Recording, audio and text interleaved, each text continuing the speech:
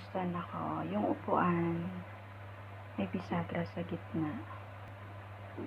Tapos, nakita ko na to sa Facebook.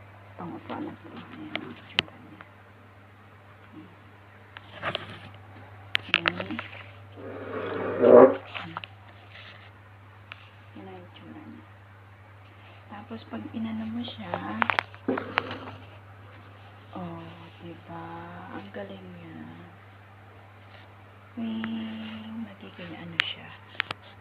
Uy, Diyos. Ayan.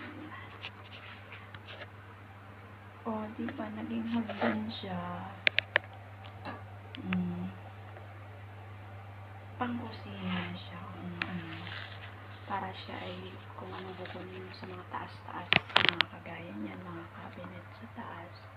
Ayan, medyo matataas siya. Mga yan, sa katulad kong maliit. Ayan, kailangan ko yung upuan. Kasi mataas, medyo yung mga Pero sa ngayon, kailangan ko umupo. Hindi ko kailangan umakyat. Ayan. Dahil ako'y magkakape, Kape tayo. Meron pa akong cake. Starbucks. Cake. Kahapon.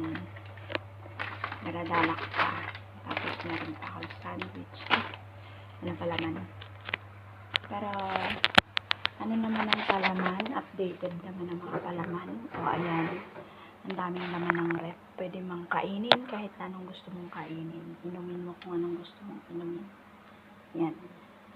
Paggabi, kumain kami sa labas. May baon pa ako. May take out ako. Diba?